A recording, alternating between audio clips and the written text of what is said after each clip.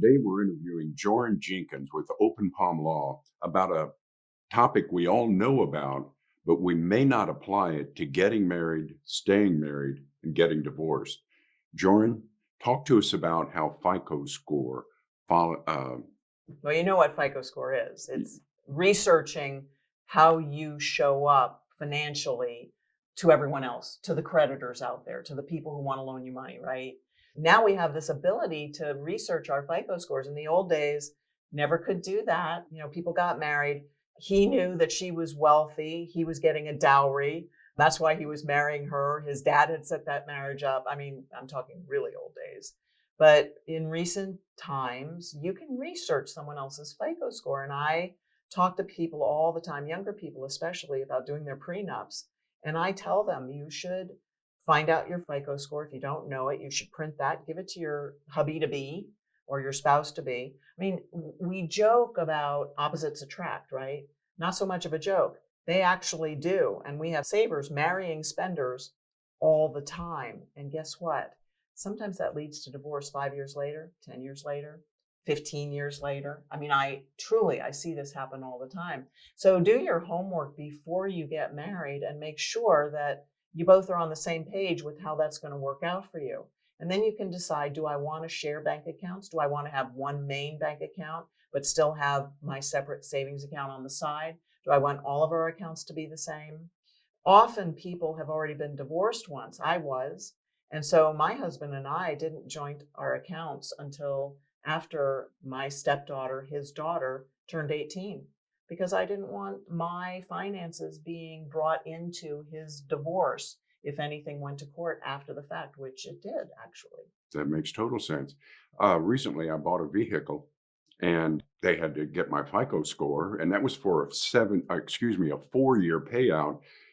I'd like to be married for 40 years, so I'm kind of okay with getting and giving the FICO score and knowing what I'm walking into. Right. And what's good for the goose is good for the gander. So it's not like you're asking for something that you're not willing to give.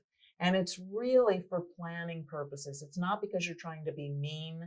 I've had many people get married and then discover that their new spouse, owes a gob of money. Sometimes the new spouse didn't even know it because the new spouse was not financially savvy.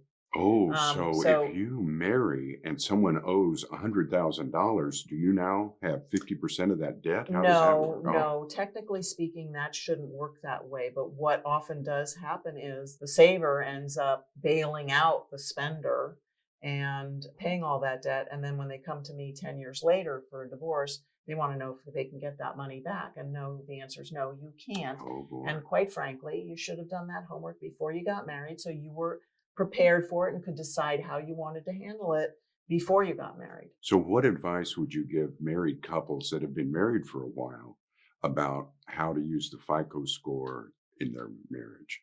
Well, I just think that people should always know what's going on financially in their lives. For a long time, I paid the bills at the house. That was part of my job at our house.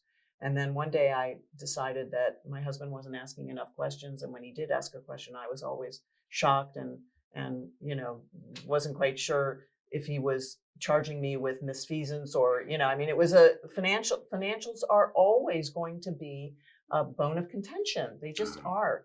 And so I gave the financials to him to worry about.